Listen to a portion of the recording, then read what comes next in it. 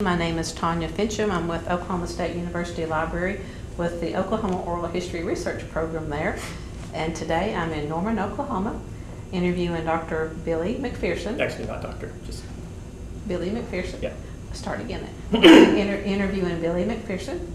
And this is for our Mesonet Project, which falls under our Spotlight in Oklahoma Oral History Project. So thank you for meeting with me today. Yes. Let's begin by learning a little bit about you, beginning with when and where you were born. Okay, I was born in 1962. My father was attending Texas A&M University at the time, so I was born down in that area. Spent the first few years there, after which my dad graduated with his PhD, and we moved to Duncan, Oklahoma. And so then I spent the time from age 4 till I graduated high school there, growing up in Duncan, and then came to OU for my physics degree, during which I determined that no one could tell me exactly what I'd be doing with my physics degree, and thinking maybe I should be more specific. And a friend of mine was in meteorology, and we got discussing it, and I thought that might be interesting, so I looked into it more and moved over into meteorology and got my master's degree in that. And what year was that? That was 1990, I believe. Was it a very competitive process to get into the meteorology school? At that time, not overly competitive, and it turned out, it was kind of interesting, not many of the graduate students were actually from the state of Oklahoma, so at the time I got in, I was one of only a couple of in-state graduate students, which seemed a little odd to me, but that's kind of how it worked, which actually worked a little more to my advantage because in those days there were actual scholarships that were for in-state students as opposed to out-of-state. So. Well, you said your father had a PhD. Was he a professor then, or what was his? No, his work was, he was a chemist, and his work was in X-ray spectroscopy. So he was a scientist, and there was a lot of science growing up. So I was always sort of moving in that direction. And your mother? No, my mother was a stay-at-home mom. Brothers or sisters? Let's see, my brother was a minister, and my sister is an assistant principal at a middle school up in Edmond, Oklahoma. So in high school, did you gravitate toward physics then, or did you have another favorite subject? Mathematics and physics. There was only one physics course, and that was my senior year. But I did take all the other chemistry and physical sciences courses and things like that, and then all the more advanced math that we had at that time. There were no computer courses back then, and the internet was even barely alive, basically between a few universities. I didn't think OU was one of them at that time. So when I came to school here, we were an island. So I was into the science and the science classes and the math classes as much as we had them, and we had a pretty decent program. And OU just because it was closer, or because it had what you initially wanted to take? It had initially what I was planning on taking. My original thought wasn't even coming in physics. My original thought was coming in electrical engineering. Although I had also been thinking physics, and by the time I got here, it had pretty much moved over into physics. So by the time I got here, I think I spent a semester maybe registered as an electrical engineering student, and then I swapped over to physics, but I was already taking the physics courses. And once you graduated from OU, then Yes. what? You mean the master's or the bachelor's degree? Either one. Just take us through the next phase. Well, when I had decided I wanted to be a meteorologist, I went and talked to my physics advisor, who said she had a friend over in the meteorology department. I should go talk with him. His name was Jeff Kimple. Didn't know at that time he was the chair of the department, so I just went over and asked to talk to him. It just so happened he was available, so he took me in, and he spent about an hour and a half telling me about meteorology and its links with physics and how easy it should be for me to be able to come in and get a meteorology degree based on my background. So then I went over to meteorology, spent some time there, was TA for a lot of courses, and I took a while getting my degree. I wasn't in too much of a hurry. My advisor was Dr. Gelton Drogemeyer, who is now the Vice President for Research here at OU, but we worked on a project where I did computer simulations of micro downbursts. So we were looking at the characteristics of downbursts, and that's what I did for my master's degree. And then? Well, in the process of getting my master's degree, one of the things that Dr. Drogemeyer did was we had what we called a journal club, and his students would get together once a week, and we would present journal articles that we had read, usually on the research we were doing. It came my turn once. I decided I wanted to try something a little bit outside of what I was doing. Since I'd already done some downburst articles, I found an article on the portable automated Mesonet, which we called PAM. Actually, it was PAM2, it was the second generation of that. And it was written by one of the professors in the department, but at that time he was, I believe, out in Boulder, probably at NCAR or something like that, when he wrote it, or working with NCAR to develop it.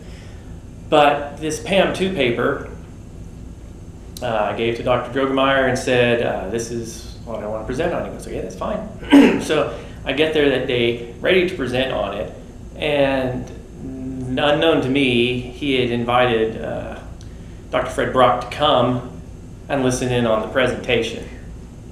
So I thought, oh great, the man who not only wrote this paper, but designed this whole network came, and so I gave the presentation, and it went pretty well. I was really interested in it. I thought it was a great idea to be able to put all these instruments out and get back all the data. And there was a group of us that thought, this should be easy. Why can't we just go out and do it? During one of the semesters, one of my latter semesters, Dr. Brock gave a presentation during our seminar on how to build a statewide network. And he put to rest any of those thoughts that this was an easy task, because then we finally saw all the logistical challenges of putting this network together. And we all thought it was great. This would be so much fun to do. So it came time for me to graduate, and there were two projects that I thought would be interesting to work with. One of them was Next-Red Radar, which was still the WSR-88D, still pretty new in its deployment. And the other one was the Mesonet Project, which I had heard was going forward. It hadn't been funded yet, but I knew there was a plan for it. So I went and talked to Dr. Ken Crawford. I told him of my interests and some other projects that I had done with some graphics and looking at animation of weather fields. And at some point, he went and talked with Fred Brock, and Fred Brock said, yes, I remember him. I went and saw one of his talks once. And so they talked together and decided that they would hire me. So I went to work for the Climate Survey working on the Oklahoma Mesonet. And that's how I sort of fell into that. May have been one of the first paid employees then. I'm not sure if you count Fred Brock, because originally he was on the steering committee that was putting this together, but then he realized that he really needed to be the project manager. So he took himself off the committee, became the project manager, but he was still technically full-time in the meteorology department. They had hired an assistant project manager, which was Tim Hughes, and I believe he was the first full-time paid employee of the Mesonet, which would have made me the second employee after Tim. So I was brought in to do basically computer stuff. If that meant managing the network, then I would manage the network, help them decide on the equipment to buy. Along with Fred and Tim, we spent many hours both at OU and up at OSU talking with different people about equipment and what we should get, what they recommended. And we finally put together a system.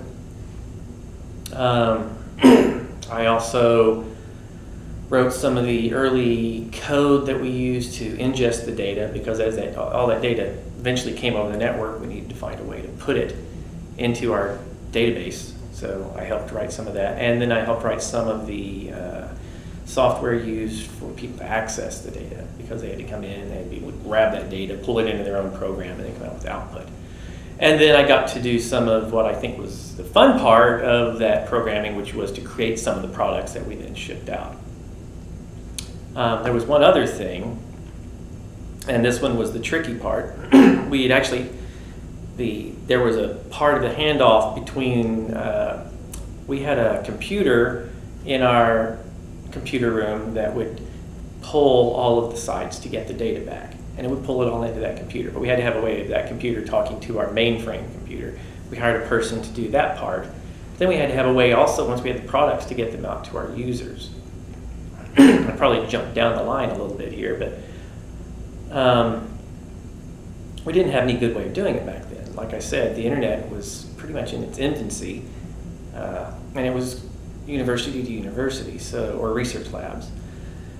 So people did not have the internet in their homes. But the modem speeds were getting a little bit better at that time, still considered a crawl compared to today's speeds. And I had to have a way to get files to them. And after doing a bit of research, I happened upon in a magazine, which I think was Macintosh. It was a Macintosh magazine. I found a bulletin board system, a BBS, and for anybody who doesn't remember what those are, it was sort of the Facebook or Twitter of its day. You could dial in, log in with the username and password. You could post things to message boards. You could send email back and forth to each other. But most importantly for us, you could download files from it. So I found another program that allowed me to connect to the machine, and so I set up the system so it would connect every 15 minutes when we had new files, put them over onto that machine, and then users would dial in and they would download the files. It came with a free client that users could, we would send it to them on a disk, they would put it on their machine, then it could log in, they could put in their username, password, and download the files they wanted. We had some students who also wrote some other programs to help our users automate that process. So they were able to then just type in the things they wanted and it would go get it all at once. So that was a little bit better. But it took us quite a while to get that system in place to where our users could come in and do all this. And we had quite a bit of user base even when we started, when we finally got the network up, because we had, first of all the TV stations that wanted to come in. We had an education program called Earthstorm that we'd already had some teachers in. We were teaching them how to use the bulletin board and everything, so they were all ready to go when the data was ready.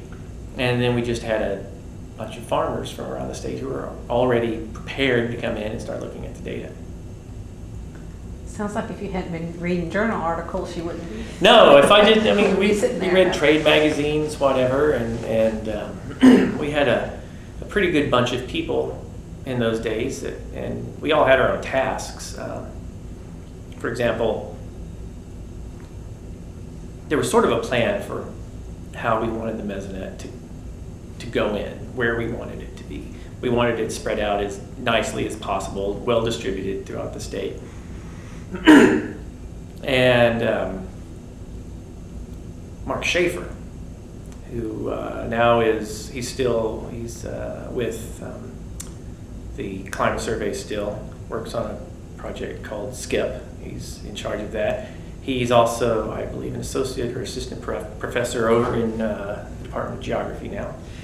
And Mark was tasked with finding locations for one half of the state. Came down to, we needed somebody to be going out and doing this. So we got two people, Dr. Mark Schaefer from here, Dr. J.D. Carlson from OSU, and they sort of split the state in half. And so Mark would go around talking to people, finding contact however he could. If you have a chance to interview him, hopefully you will. And I got to go with him on one of his trips because I just wanted to see what it was like. So we took a trip down to the area I grew up in, around Duncan. And we looked in that area, also over Stevens County, up Duncan, Marlow. We also looked over at the Wildlife Refuge near Lawton. I think we also went down to either Grandfield or Walters or something and looked around at an airport, which was very strange because we were driving our car down the airport runway to look around and see if we could find the spot, which just seemed absolutely wrong to me, but that was fine. We even looked up on top of Mount Scott at the Wildlife Refuge to see what vantage point we could get from there, which that didn't really help, but it was very soothing for relaxing for a few minutes before we went on to our next task. That was quite an adventure in and of itself, and I think in that process he came up with 3 different sites all in that one day of visiting. So you can think when we've got, at that time we were looking for 108 spots, and I think 90 something of them were undetermined to begin with. There was a lot of traveling between Mark and JD. So I got to go on one of those trips. It was fun. It was enough. So that was enough for me. On that particular day, did he have to negotiate with any landowners? Only in the sense of where to place. Landowners, oddly enough, there was a lot of buy-in by the community. I think at that time, the steering committee, as well as the Ag Extension Service, the Extension Service was on board with this. They were very excited about it. And so I think in their talking to the farmers, this was seen almost as something to be desired. I have this Mesonet site on my property. This is a great thing. And that's what we were hoping for. We were hoping people would see this for what it was, and that is a great chance to provide a service for the state. So I don't know exactly what all their motivations were, but I would suspect that for many of them it was a chance to serve the state. So here's a chance for me to provide just a little place on my land for these sites to be put in, and for everything, all these different services with climate and weather to be made better. So there was no problem in getting people to buy in. The only real negotiating that I saw was, where would you like to put this? And we were very accommodating as much as we could. If we thought it was a bad area, we knew there were certain restrictions. We couldn't have too much of a slope. Like a 7-degree slope was the maximum, and even that was too much, really. Away from trees, if possible. Less possible in the eastern half of the state than in the western, obviously. Away from other wind obstructions that would change the wind field. Away from pavement, not too close to any water body. But besides those things, those criteria, we let the landowner tell us, what's the best place for this. And that was as far as the negotiating went. They were up for it, and it fit our distribution well. We had really no problem that I can recall. It doesn't take up very much land either. No, I think it's a 30 meter by 50 meter. I can't remember. It's so long now. But it's not a huge area, right? It's just a square place, and we would put up a fence if necessary. We sometimes had problems with horses or cattle or something like that. So if that was the case, if it was a ranch, we would put up a fence around it. Otherwise, very often there wouldn't be much of protection for it, really. After that one day, have you been back to a site? Yes, I have been to some of the sites since then for various projects here and there. A couple when I worked with the Mesonet. I actually went out with the crew once when they did an installation at a site. I can't remember which site that was now, but it wasn't very far away. It was one of the nearby sites. And then, of course, I visited the Norman sites and the Stillwater site quite a few times throughout my career with the Mesonet and with OCS. So how long was your career with the Mesonet then? Let's see, I worked there, I believe I started around October of 90, and I worked there until I went to the Center for Spatial Analysis, which would have been around 10 years ago, maybe, something like that. So sounds about right. Maybe 2002, 2003, something like that. Maybe later, but I think that's about it. So the first 10 years, basically, of the Mesonet's Yes. life. Yeah.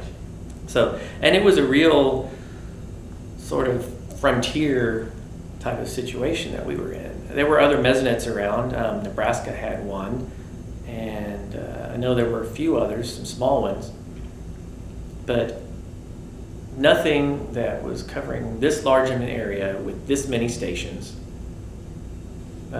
reporting in real time every 15 minutes. I mean, there was a thought early on that maybe, just maybe, we could use satellites to communicate with our sites. This is what had been done with the PAM and the PAM2 networks. But they were very small networks, only a dozen or so sites, and they reported back on a very slow connection to a satellite. And there was no way we were going to be able to use that for 15-minute communications with 111 sites, as it turned out, by the time we got everything in. So worked out a deal with the Oklahoma Law Enforcement Telecommunications System to be able to radio our data from the site to a local law enforcement site, and then it would go into their network, and then it would be handed off to a computer in our system. So we would see all sorts of things come across there from their system, just kind of text things, license plate requests or whatever. Then we'd see our own data within that, so they come in our own packets, and we would decode those packets. And as I mentioned before, we had somebody come in and handle the communication software that would talk with that to our mainframe, and then we had the data in our system. So it's quite a process getting all that in. So like I say, it was new territory. No one had done it. No one had tried using a network like this before to communicate with data. And you could be as creative as you needed to be. Yes, and there was a lot of different creativity going on. We came up with all sorts of things. As I mentioned, we had a lot of discussions about the computer systems. We had a lot of discussions on what our file formats needed to be. Tim Hughes and I and a few others, we spent many meetings, many hours, just trying to figure out how to do the files to send them out to our users. Because we were on a bulletin board system, they were connecting at maybe 2400 baud, probably less. And so these files had to be small, they had to come down fast. So we came out with a way of organizing the data in the file. We just did it for every 15 minutes, even though we had the data every 5 minutes. We just did, to start, we did every 15 minutes. And we found a way to compress the data that could easily be uncompressed by some software that we had written by a couple of students that were working for us, one for the Mac and one for the PC. And those were WeatherScope. And so not only did we have to get all this data ready for everyone, they had to have a way to look at it. So we created these programs for them to be able to look at the data and display it and show it on whatever they needed to. So yeah, a lot of innovation going on with software and technology that wasn't quite ready for us. So it sounds like it's not a 40-hour-a-week job at that point either. No, it wasn't. Matter of fact, many of us had pagers back when pagers still seemed new, and we would get pages, very late at night or sometimes in the middle of the night if there were problems.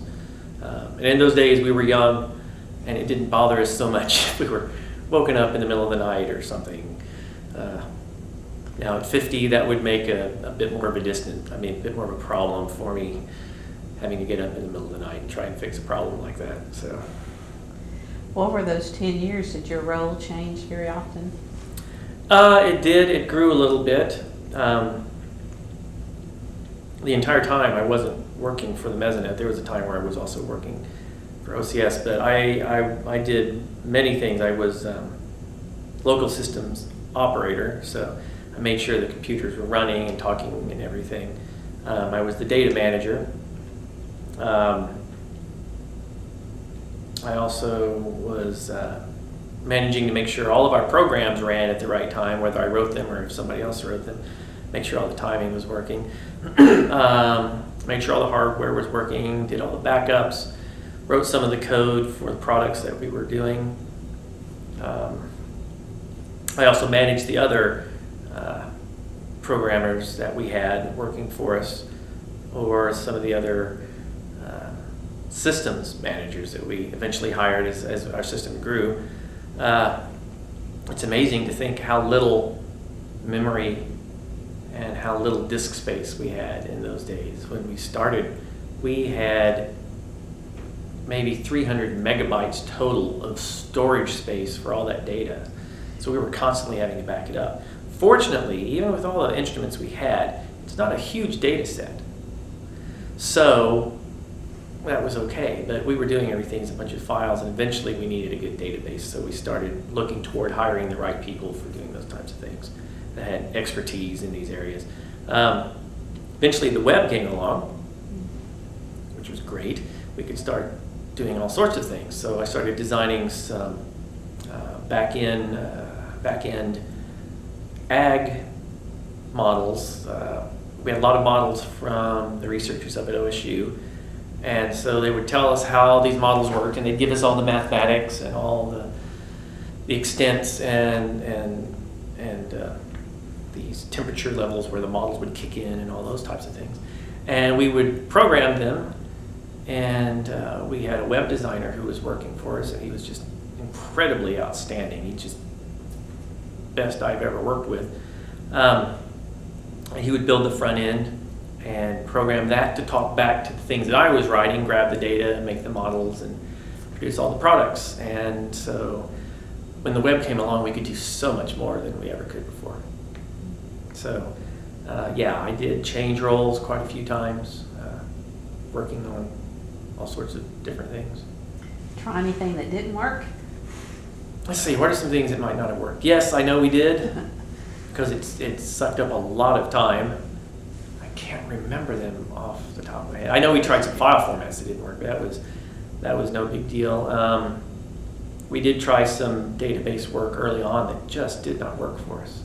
And that's why we went with just straight data files for a long time, because the database that we really wanted to do wasn't quite ready for what we were doing yet. Or at least we weren't ready for it, either one of the two. Managing the data was a little bit difficult in those days. We worked with an operating system called VAX VMS. It was on a VAX computer. Very different from the Unix operating systems that I'd worked with before. There were some really wonderful things about it, but there were a few things it couldn't do. And some later programming languages that I worked with, I wish had been around back in those days. It would have simplified my life so much easier. Actually, I think one of them did exist, just nobody knew about it. If we'd known about it, we probably could have saved a lot of time, a lot of effort. We tried some different communications things that didn't quite work out, but for the most part, it was just trial and error, and we figured things out pretty quickly. So there wasn't a whole lot of errors. Just People did their homework before they tried things, sounds like, too. Yeah, and we had people that were pretty good thinkers. They saw a problem and they came up with ways to attack it, and that's why we were able to get over it. So making little mistakes along the way weren't a problem, because we kind of saw the big picture, and we also saw all the little pieces that could go together to put that big picture in play. So from that point of view, I think it was pretty successful, really. If we obviously 10 years later we're redesigning the whole thing because technology had gotten so much better, and if we had that technology instead, that's the way we would have gone. But we were using what we had at the time, and it was like I say, frontier technology and stuff, and it was fun. We had a lot of fun putting it together. It worked? Yes, it did. It worked. That was the amazing thing. We were so happy. It worked. Did you expect to be sitting here 20 years later still talking about the Mesonet? Yeah, I thought this thing would go on. I knew it would go way past anything that we had put together, and it has, and they can do so much more with it now. And even in other things that I've done since then, I've gone back and used the Mesonet data for research type purposes. So I've still gotten to work with it, and it's still essentially the network that we put together. It's just all the back-end systems that we were using to get it through is completely changed from what we did back then. And the mainframe was smaller. Smaller and probably 10,000 times more powerful, fast, bigger, more space, more memory.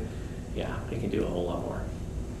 Were you around when they were trying to get funding through the legislature then, back in the Yes, early 90s? I was there for all that. I like I say, I came in right after the initial funding went through. That was something that was through some Exxon oil surcharge monies, that there was an overcharge that was determined against Exxon by the courts, and it went through back to the states for them to figure out how to do it. It just had to do something energy related. The members from OU and OSU who got together for the steering committee came up with a way of writing a proposal based on energy use that got funded to build the initial network and buy the initial computers and hire the first few of us. But then after that period of 2 or 3 years went by, then there was the process of going and talking to the state legislature and everything to bring them on board for long-term funding. I was only directly involved in a small part of that. I think there were times when we went and did demos or certain other things, not necessarily directly to the legislature or legislators, but to maybe the broader public that they were involved with, or with user groups that we hoped would then form a grassroots movement, which it did. There was a lot of grassroots movement. Matter of fact, with those teachers that I was talking about, we had 2 or maybe 3 years by the time this came up of teachers with us who were writing their legislators and saying, we practically die without this data. You can't stop this now. It was great. And we had a few that were Cal Hobson, who was, I think, state senate from our area, was a big supporter and a big proponent of the Mesonet from day one. And he would help get us meetings with various people in the legislature and committees and other things. And there was a lot of lobbying going on with some people that were here and also up at OSU, and they would get together. It was interesting watching the dynamic between the two universities. There wasn't a whole lot of football talk or anything. It's just, we want this done. We're going to go and we're going to work together and we're going to make sure it gets done. No bedlam, huh? No. I mean, there was kidding every once in a while, but no, this was a joint effort, and they made sure it stayed a joint effort. So no, there was never any problem. Totally fascinating me to see that. It really was. Anything in particular you wanted to note about that comes to mind? Nothing in particular. It's just we alternated the meetings back and forth, and there was a time when it seemed like they were every 2 weeks. So there's a lot of travel in the early days. Now meeting in Midway, I'm not sure what Midway Point would be. Well, I know we met at least once at the Oklahoma City OSU campus. So it's close to Midway. That's close to Midway, but normally we wanted to meet at one campus or the other, so that somebody would be right at home, be able to do things if anything came up. Just easier that way. And I did like at that time the Union restaurant up at OSU better than what we had here. And we didn't have a Hideaway in Norman in those days. That came much later, so we'd get to go maybe to Hideaway up in Stillwater instead. So that was nice. Food always plays in there. Food was important. It was very important. Sometimes we'd have other meetings up there. I remember Fred Brock and I would go up to talk with their computing people, and we might make a morning meeting, meet with some of them, and then have the steering committee meeting in the afternoon. So there's a lot of that type of stuff going on. And were you involved with any of the times when people from other states came in to see how things were done here? Yeah, there was a lot of that. They'd bring people around and we'd show them the different components of the Mesonet. And so I would talk to him about the computing that we'd done and things like that. Although there were usually others that could talk to it also. We were a little bit broader than any of our titles necessarily. So there was overlap, and we understood what other people had done. We could usually talk to other people's things. So if I wasn't around, someone else could do it. But yeah, I was around for a lot of those.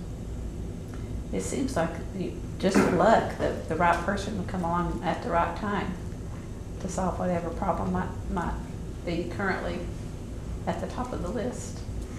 Yes, we would very often bring people in as students and then end up later bringing them on as full-time employees. So we did that when we needed a programmer once. We brought in Mike Wolfenbarger to write some software. This was particularly for Earth storm, so it wasn't directly under Mesonet umbrella, but we were using the Mesonet as the source of the data for this project. And we needed some software written for the teachers to use, and we were giving them all Macs, so he was a Mac programmer, and he came in and he wrote that piece of software, and eventually we hired him on, and as the computing grew, at a certain point he became in charge of that and was writing some really great software there. And I think whoever's there working on it now is still maintaining some of that software, making new versions of it and so forth, so it still exists. He also wrote another piece of software. This was very smart. One of the things they put into the original proposal was that they would be building 3 kiosks for whoever was around to be able to just come up and look at it. We put one at OU, put one of them up at OSU, and we put a third one in the state capitol. And that was so if anybody up there wanted to go and see what the weather was like across Oklahoma, they could just go down to that kiosk and look at it. We thought if members of the legislature or their staff could, they're going home after the week is done, go down and check the weather before they head out that way, this would be in their minds. So it probably worked. That in and of itself wasn't going to sell the Mesonet, but it was another one of the pieces that went all through it. And Mike was one of the people that wrote that software. How long did it stay up at those 3 places? Many years. I can't remember how long, but yeah, it seemed like it was at least a decade. And we built other smaller versions for travel or other things. We took them to quite a few. The American Meteorological Society has a meeting every year, and there were probably 3 or 4 of those years that we took the kiosk with us and put it on display in our booth in the vendor section, so people could come by and they could see what was going on. So that was good. But yeah, those programmers that came along around that time, they were very good at writing that. So part of your job was to make it usable have an end product for various end purposes. I'm not sure. Yeah, make sure. And that was part of the design work, especially when I was talking about designing the file format. It not only had to work with all those other pieces of software that the users were having, it also had to work with those kiosks. And so we would work with those programmers and make sure that they could get into the data. We'd have ways for them to, all those kiosks in the early days had to dial up. So we had systems that they would dial in, and we could also dial into them and check on them if anything went down, and somebody would call us and we'd try and do it remotely if we could. If we couldn't, then we would actually send somebody out there and they would physically go and check on it, call back in to me or somebody else. Matter of fact, when the May 3rd tornado was going on, the reason I wasn't out on a storm chase on that was because I was actually back helping somebody who was up at the state capitol try and troubleshoot a kiosk that was going on at that time. So I elected to stay back and get that done first. So you would storm chase though? I might have been out there, yeah, if it hadn't been for that. But that's fine. But that wasn't necessarily part of the Mesonet job, it was just No, for... no. That would have been on my An own. interest. That would have been on my own time, not company time. Yeah. But knowing how to get the data and use the data, you might have been able to pick a good spot to be in. Oh yes, yeah, I mean this is very helpful for forecasting. They are able to see those small features that just weren't there before. They can pinpoint where all the elements are coming together, whereas before there were, I'm trying to remember, maybe a dozen or 15 locations across the state with the synoptic data, the synoptic network that the Weather Service runs, and it was only hourly data. And even though even with that number of stations, 3 of them were all right there in the Oklahoma City area, so they didn't really act like 3 separate stations since they were all packed in together. There just wasn't much resolution to pick out where everything was. So with the Mesonet, it became a lot easier to go in for a forecaster to look at it and say, this is the area where we see all the factors coming together, and so we can be looking at this area and tell that we're a little worried about it or whatever. And then of course going into forecast models and other things. Yeah, it was a great tool for the Weather Service. They loved it. It was quite interesting. I remember one of the things as we were putting the network in, we didn't have everything coming in real time, and so we would have to send some of our students out and they would go and collect some of the data later. There was actually a fire, I believe it was central Oklahoma or something, and the wind had shifted during a controlled burn, which had caused the smoke to blow across a highway, ended up in an accident, and I think there was at least 1 fatality in the accident. And if you looked at the data at the time, you couldn't see that feature. It was just not visible in the data. There was no way of knowing the wind was about to shift. But when we went back and we looked at the data from our Mesonet sites, when we were able to go out and collect it, and we saw it, it was very obvious what was going on. So there was a feature that if we had known was coming through, there's a pretty good chance that permit for the controlled burn would never have been given out in the first place. So, those were the kinds of things we were trying to do with this network. And of course, then later, once it was in and we had all the communications, people could start seeing these things in real time. And there were a lot of things that we didn't think happened very often that happened very often, just because we couldn't see them before. For example, heat bursts, where you get a downdraft from a thunderstorm, but all the rain will evaporate long before it hits the ground. All that air is still rushing to the ground, so it's warming up as the air compresses, and it becomes much warmer than everything else around it. So you've got this wind that hits the ground, spreads out, very warm, very high winds, and very dry, exceedingly dry. So we didn't think things happened very often because we didn't measure them very often. Suddenly we've got a Mesonet and they're happening all the time. And it's just those small feature things that no one had captured before because they didn't have the network to do it. And those are the types of things we could see.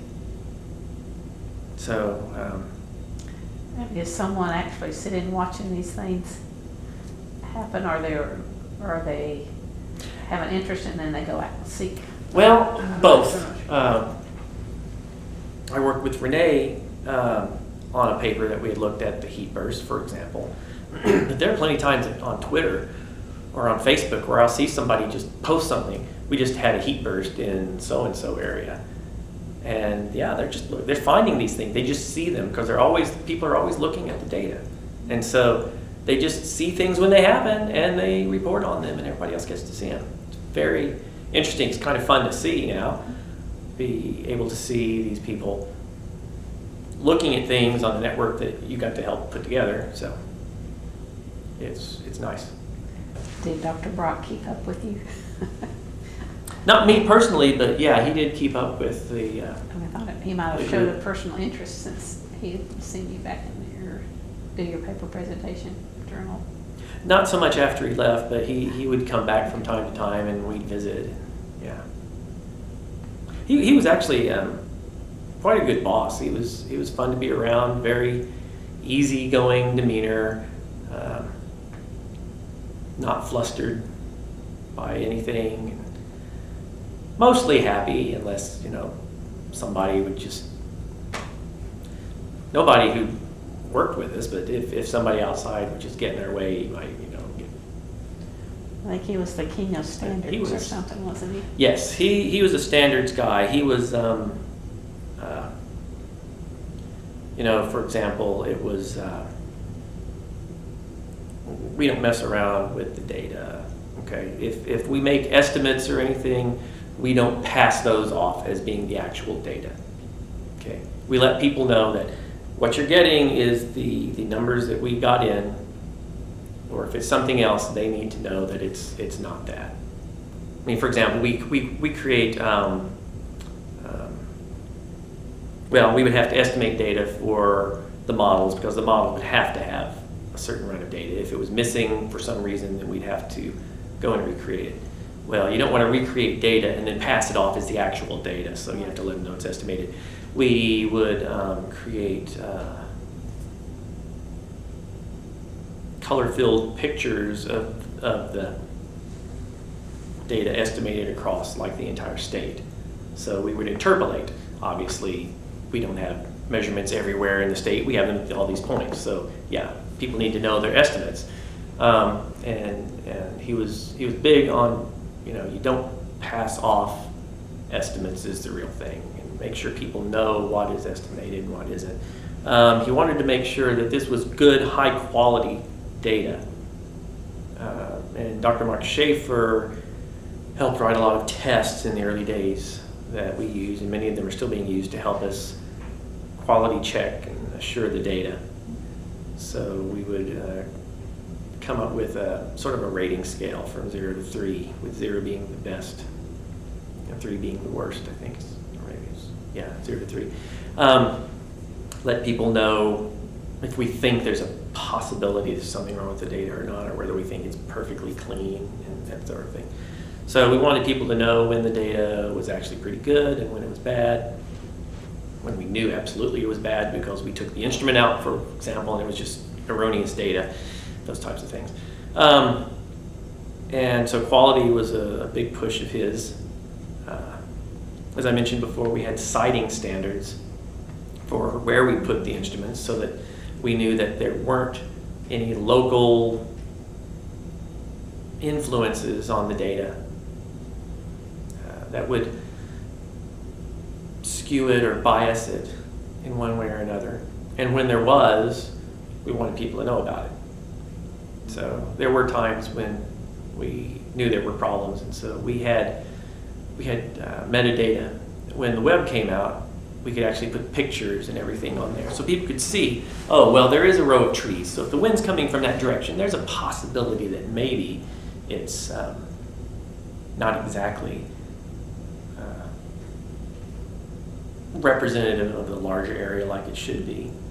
And of course, sites are going to represent exactly where they are and not everywhere. So we try and pick a place that is hopefully representative of a larger area around it, and then go with the best we have. I mean, even if it's not, even if we know that there is a site that has certain conditions that make it a little bit biased, we can still use it. It's just people need to know that so that they don't just blindly go and use it as if it's a perfect site. So those were the things that he was really big into. And yes, he was very big into standards. And I remember we would, between Fred and Tim and myself, we would literally spend hours talking about standards. We were talking about standards before anybody else was even really, thinking too much about them. Everyone was aware of them. The steering committee was aware of them from the beginning, because I'm sure that Fred was always hammering that point home with them. That was a big thing for him. So many of these standards then were fed back into other standards bodies like the World Meteorological Organization. So either some of the standards we were using fed back into them, or we made sure that we were up to their standards or better. So he wanted this data to be just tip-top shape. Can you imagine what your life would be if you hadn't taken the Mesonet route? No, I don't know. A physicist, no? Well, physicist, I probably would have gone into something like solid state mechanics or something along those lines, maybe fabrication. That just sounds so dull now. Yeah, compared to getting to put together a network, that was a lot more fun. Had other states kind of tried to woo anybody away to come help start one there? Well, they did pick up some of our students. I remember New Jersey took one of our students, and let's see, I think Tim went to work with a, who was that? It was a wind power company somewhere, or maybe not a company, maybe it was some sort of wind power entity. I think it was in the northwest part of the country. I know that some of the employees have gone on to some private companies. Let's see, what other states? I don't know. I can't recall other states necessarily coming in. I know many states though came and talked with us. I know we've talked with, I think it was Kentucky, and of course we talked with New Jersey and Nebraska. A lot of the Mountain West people that were a conglomeration or a confederation of other networks that were put together. But yeah. And then if you had the opportunity to move elsewhere, you just chose to stay in Oklahoma. That's what. I think if a job had come up in Hawaii, I might have taken it. Who wouldn't, huh? No, they just never got together and built one. I always thought they should. They still need to. I'd still go do it. I'd help them build it. I'd sacrifice for that. There you go then. Yeah. What's your biggest? What's the thing you're most proudest of? I think the thing that I would be proudest of would be getting to be part of that team. Just from the beginning. Right, from the beginning, getting to see it all get put together. That opportunity to work with Fred, work for Fred actually. That was he really was an innovator in the field of putting a network together like that, and it was quite fun, and we were the first on that scale to do it, so that was great. You'd do it all again? Yeah. Oh, definitely. Do it all over again. Anything you want to add before we close off? Let's see, I'm trying to think if there was anything that was forgotten. Well, there were, of course, I don't know if I mentioned all the people that we were working. I mentioned Mark Schaefer, who was already working for the climate survey before the Mesonet came along. He had been hired by the previous director, Dr. Amos Eddy. So he was working here when Ken Crawford came in and became the director. And so he got tasked with, like I say, doing a lot of the site selection, but he also helped with some of the earlier steps in putting together some of the information and everything for that proposal that went out. So, and then he was put part-time on the Mesonet. And he was a student too and came just kind of... Yes, he was a student. He came a year or two after I did, and so we had gone to graduate school together. And I remember helping him with some of his computer work for his master's degree too. He was doing a lightning project, which was rather interesting, I thought. But yeah, he came on board and he was helping with the Mesonet. So though he wasn't a direct employee, some of his time was bought out by the Mesonet. we had a student working with us, David Shellberg, who helped produce some of the early maps of where we wanted to put sites, and then he'd update it as we went along. He and Mark Schaefer would work on putting those maps together. He eventually became an employee, but he was killed in a plane crash up in Indiana when he was up there to visit Purdue University, where he had graduated from with his undergrad degree. But he was another person who worked with us.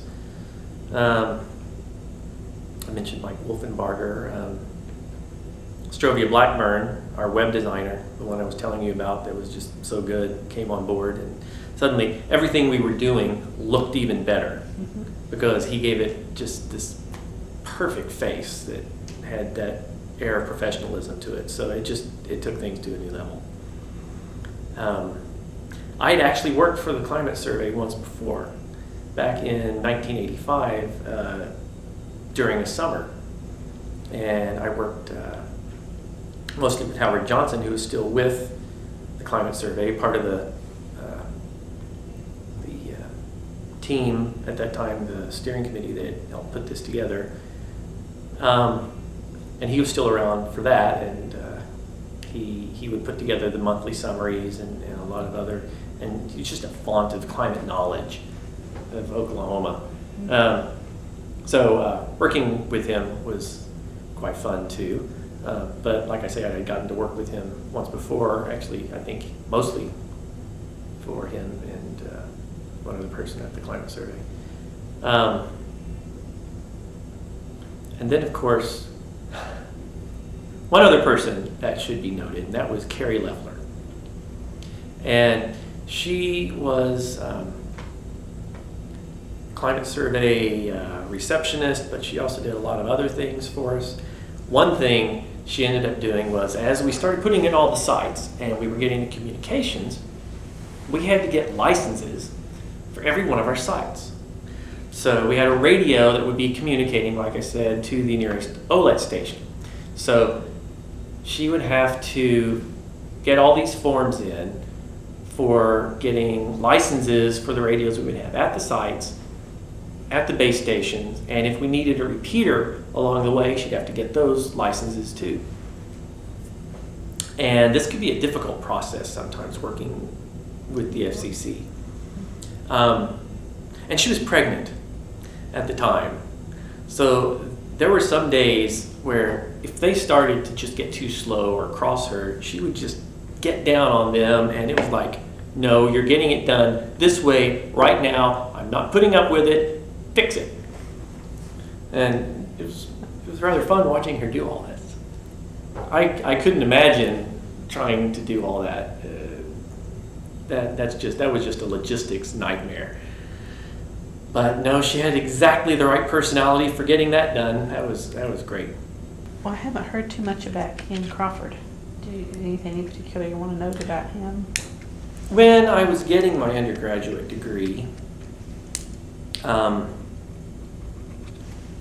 as I mentioned, I was in physics, but I'd already decided probably midway through that I was going to be going into meteorology in my master's degree. So I took a lot of the meteorology courses as an undergrad.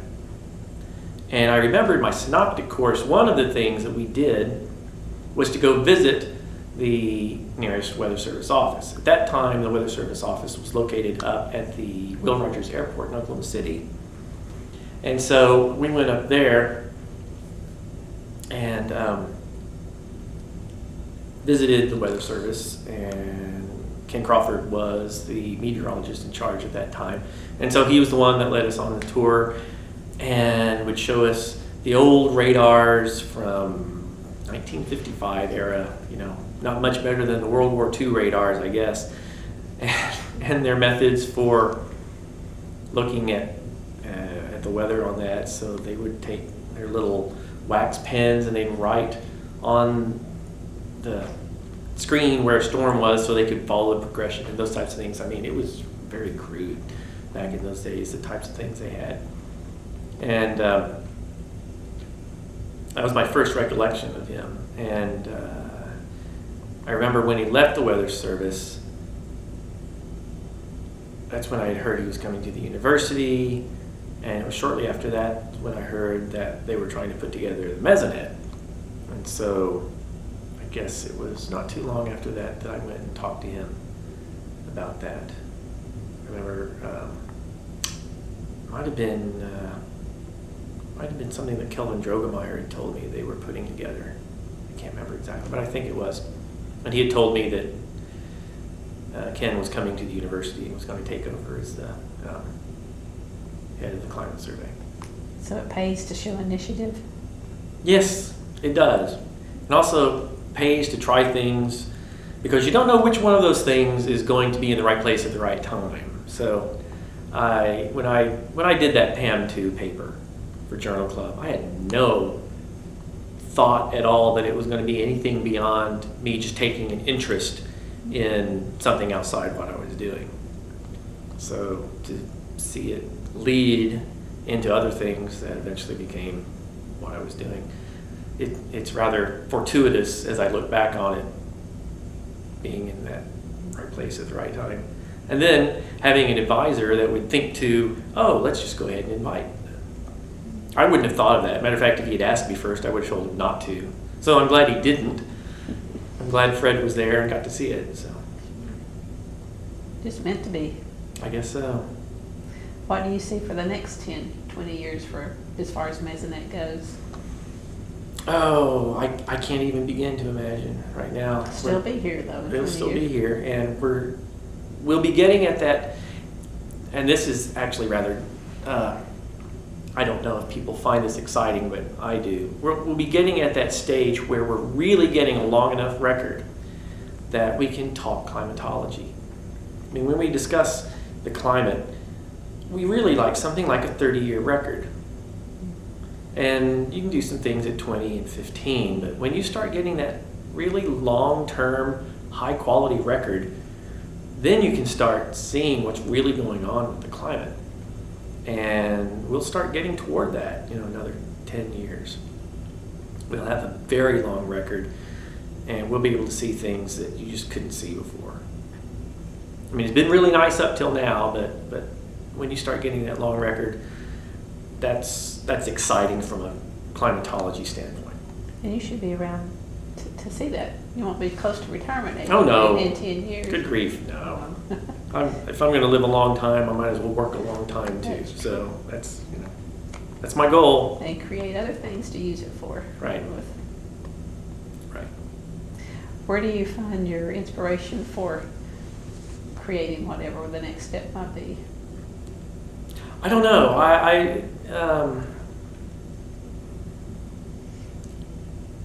Creativity, it's something I actually think about a lot. I look for it in things that I do. I look for it in things that people do. I try to encourage it. For example, this next semester I'll be teaching a course in the Geography and Environmental Sustainability Department on computer mapping. And one of the things I try and do with the students is get them to understand that maps are telling stories and that they can use their creativity from whatever to try and help them create a good map. Some will be better than others. Some will have creativity in the visual arts, and for them, they'll be able to put together better maps. But others will have creativity in other things, maybe music or whatever, and it may be not directly related to the map, but creativity is a process, and if they can understand that, then they can put together things that they might not have seen to put together before. That's kind of how we approached it with the Mesonet, is we had to be creative. It hadn't been done to this extent, to this level. We could build on what others had done, but we were going to run out of those ideas really quick. So if you can hire creative people, then you can do creative things and they can be great. And that's what we did. We hired some very creative people. Do you still read a lot of journal articles? I don't read so much journal articles, but I read a lot of science articles and a lot of news as it relates to science. I spend a lot of time on the web just looking at news sites and everything and seeing how people see science, the weather, climate, and everything like that. Spent a lot of time getting mad at people that have bad ideas about science. Well, do you find use for Mesonet data in your current area? Some, and I probably will find ways of using it in the future. I'm trying to find ways of using it even now with it, but I'm using other products derived from it. Matter of fact, I was just recently doing some looking at some climate data for different climate divisions of several states, which I know the Mesonet data was a part of for the Oklahoma information. I wasn't using directly the data, but I know it was part of it. So. Well, do you write programs in order to pull out certain pieces of this? That's what I was doing here, yes. I would write a short program to pull it out that I could then pull into spreadsheets that I could then do one thing. So it's still the same type of thing I was doing back then. It's using the pieces of what I have to try and put them all together to solve whatever problem. So I think that seems to be what's lacking a lot of times is and I've noticed this in my mapping class. It's like, and maybe I was this way too, I just don't remember it when I was a student, but whatever the technology is, you expect that to give you the answers. And it should be just, oh, well, here's the answer. And it's not that way. So trying to get this problem-solving creative mode into the students so they can operate that way is difficult and sometimes frustrating. But when they get it, it's really nice. And it's that element of curiosity too you need to throw in there. Yeah. To know.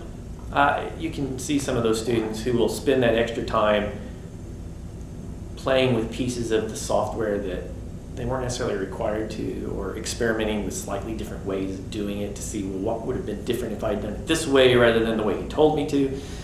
So those students, whether they make really good grades or not, they're the ones who end up being the good problem solvers when they get out.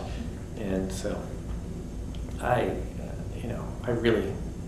personally, I hate grades. I hate giving grades. I would rather find out if these students are learning the material and help them figure out how to learn it rather than have to give them a grade. But they need the grade, so that is part of life.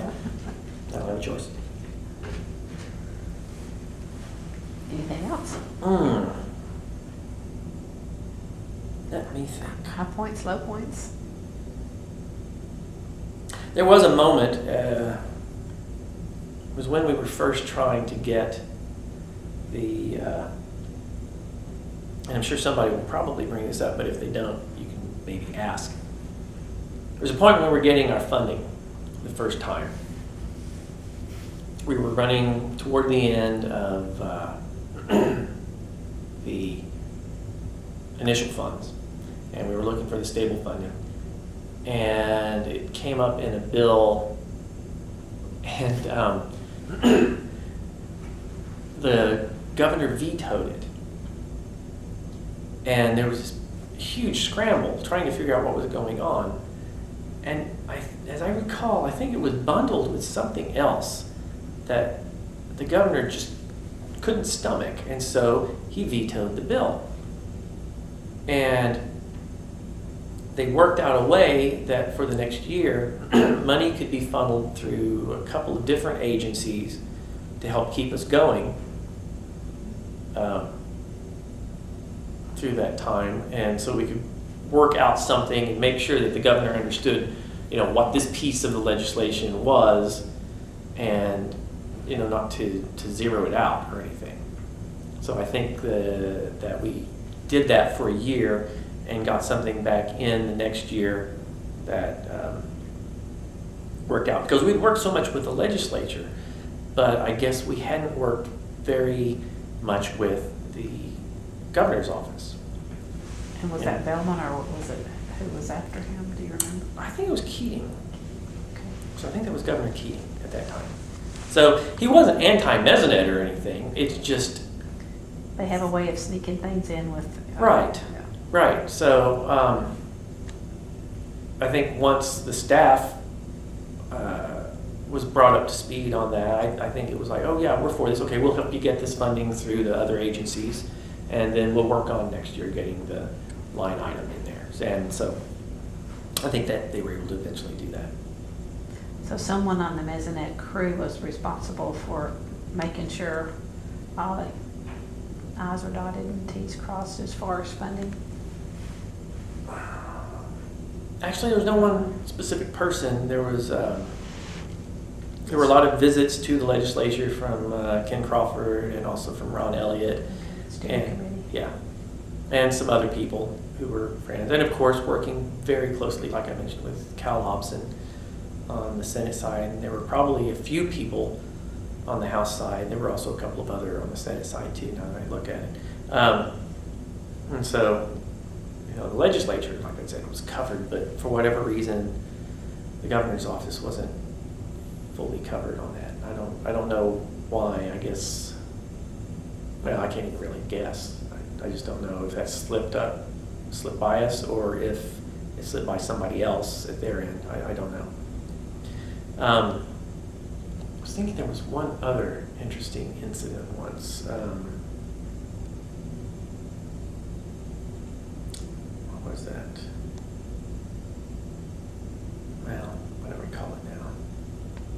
Well, there wasn't any really fanfare when the first towers or whatever went live, sites went live.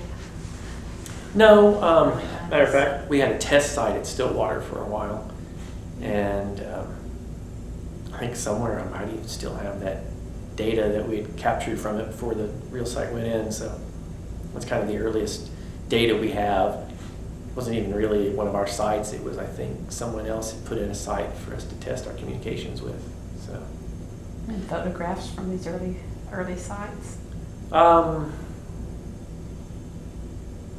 Yes, I don't know who has them, but I do know Someone does. they exist. Okay. Right.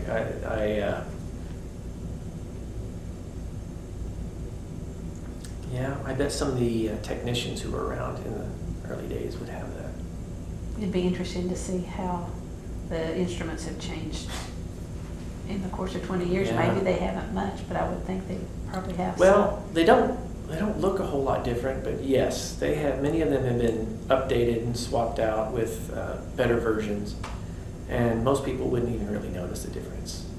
You know, a propeller wind vane looks like a propeller wind vane. Or a thermometer, the casing still looks the same. So you wouldn't notice it, but on the insides, they've changed quite a bit. I guess it's more the machines on this end that have Oh my gosh. changed more, Oh, than, yes. more than at the site. Yeah, almost weekly it seems. Those would change. So how do you keep up with that? Well, I didn't. At that point, you know, when we got to the end of the first set, I pretty much handed it off to somebody else. As we got further into that, we started coming up with it, and then I moved into other things, and I said, here, you take this. And it was somebody else's problem. Not my own. I mean, I've been through that before. It was like, do I really want to go through this thing again? This was the part that wasn't so much fun. So, yeah, migration is just not a fun. That's not. Building it the first time, okay, I can see that, but moving it to something new, no. Somebody younger come in with fresher brain cells than my own. Somebody that was had a better skill set for those computers that we were switching over to. Any unexpected uses? Someone used it somehow Yes. they would never expect. Because we were able to use it for looking at different models for different crops. Either looking at, it's sort of a cumulative amount of heat buildup over a certain number of days when the temperature gets above a certain temperature for a certain number of hours and whatever. And you can look at the growth of either plants or pests or whatever. And I guess it was some agents with the DEA or somebody using it to estimate the marijuana crop and then knowing when to be going out and looking for people trying to harvest it. So would not have thought of that. And then I seem to recall there was another one where there was a case of a homicide where they were trying to use the data to help them determine the time of death, because being able to track back the temperature and the humidity and everything. And I seem to recall that. There was also another time when the I-40 bridge was knocked out, and the company that was tasked with rebuilding it was given a bonus for every day under a certain date that they could get it finished. And so for them, it's important for the concrete to cure at the right rate and to be at a certain level before they move on to the next step. But the better they could estimate that, the better they know when to go on to the next step and the faster they could get it done. So not only did they use our data, but we had some portable sites that were put out there that we could monitor and help them with.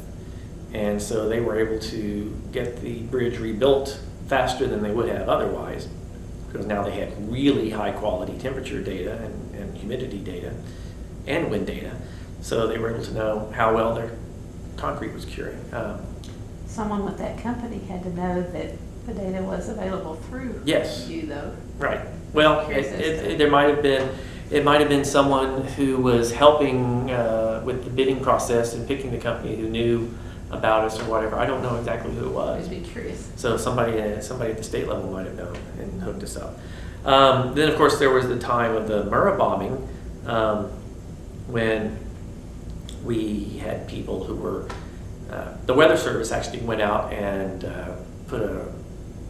had some people out at the command center there on site, because they needed to know the weather conditions so they'd know whether to pull the rescuers out or anything. So we had people with the Mesonet who were working with them directly, making sure they had all the data they needed in order to make the calls that they needed to make. So if they saw a wind shift line coming in, or rain, or excessive temperatures, or whatever, they were able to make the call and say, we don't think this is a good time to have people in there.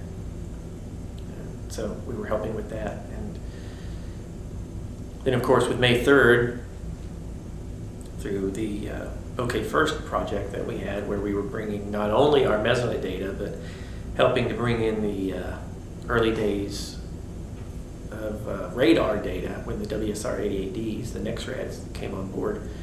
The contracts were hard to come by, so we were able to work something out through the climate survey to get them radar data. So we had courses where we'd bring them in, we'd teach them how to look at Mesonet data, we'd teach them how to look at radar data, how to understand the forecasting process, so that they could, early in the day, using Mesonet and everything else, be able to understand hazards that might happen, and then at the time of the hazard, be able to use the radar data to make their decisions for mitigation and recovery afterwards. There was one situation where there was on May 3rd, where there was a command post that was set up, and the emergency manager was dialing back into our system and everything.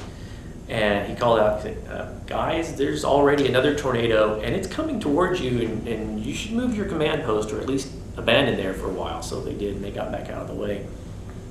And so, one thing led to another. So even if it wasn't specifically Mesonet data, it opened up doors that let us do even more things that helped fulfill not just the Mesonet, but also the Oklahoma Climate Survey mission at that time. So there were a lot of symbiosis going on between the Mesonet and the Climate Survey, and the missions of both of those.